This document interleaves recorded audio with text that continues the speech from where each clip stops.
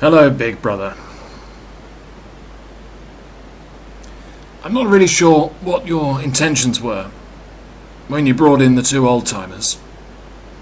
Whether or not you thought that they'd be the audience's favourites, or they'd be a calming presence in this house. For whatever reason, you brought both of them in. Well, that reason has bitten you now, hasn't it? I'm sure you're sitting there in your offices now, desperately trying to work out what to do. Because you've got Malcolm, who's fled the scene of the crime and had to return. Now for some reason he's walking around the house wearing oven gloves. And you've got old Jake.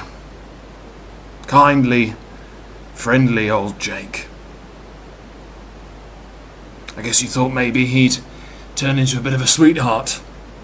Maybe he has. He's managed to avoid eviction after all this time. But he's not a good person, is he? And I'm wondering if you knew that before you brought him in. I'm wondering if you're aware of his devious manner and the way he tried and play and trick us all. Yes, I fell for it as a lot of people did, and I'm sure you were all laughing at home and laughing in your offices, watching me being played for a fool. Because I genuinely thought that Heidi wrote those notes to me. I did. I knew there was a spark between the two of us, and I knew that it was, well, I thought it would become something more. So when I saw those love letters that she left me, that Jake very kindly collected for me and left in our room on my bedside table, I genuinely thought when I got out of here that we'd be together.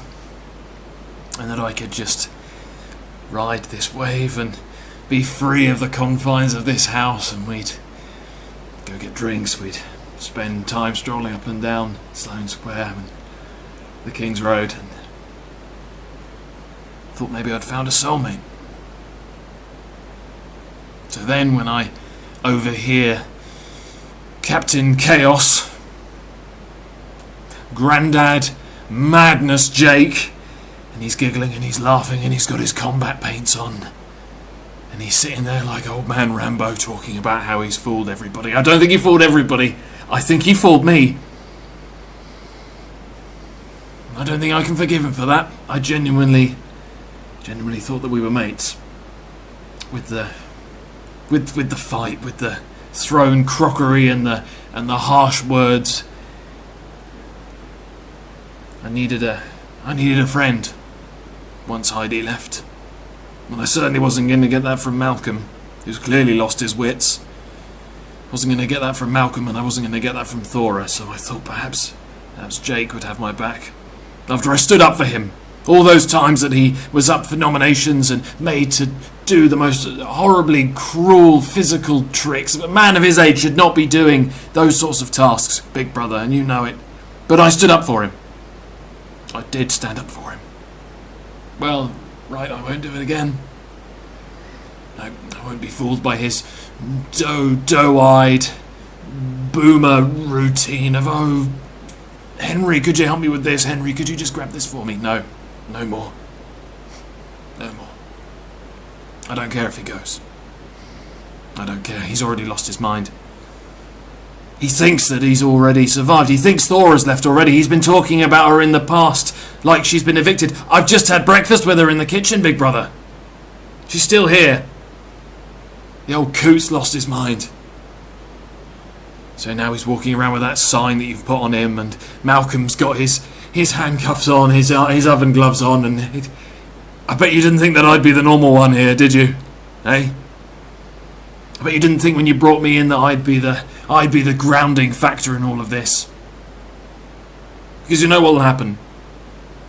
Come the vote, Jake will survive again, because I realise now it's not because the audience at home wanted to keep him in because he's a sweet and kindly septuagenarian. No, they've kept him in because of the chaos and because of the excitement that he brings to the house. And I'm sure together you've all been you producers and him have been playing with the minds of poor Malcolm and with me and with Thora, and you've been redecorating and you've been rigging up the crockery with fishing wire to be thrown across the room. I know that you've been doing all of this to try and get into our brains. But you've created a monster. That old man is wrong in the brain. He's losing it. And if anything happens to him while he's in here, well, that's all on you, big brother. It's not on us. It's all been recorded. The public have seen it. The public will speak. You will be made to answer for your crimes if anything happens.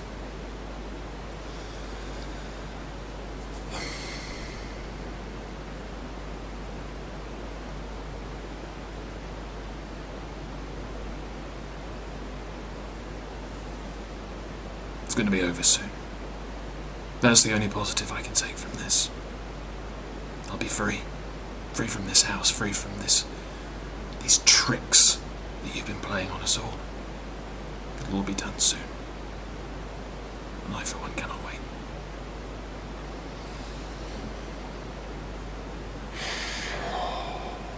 Fuck you all and fuck this house.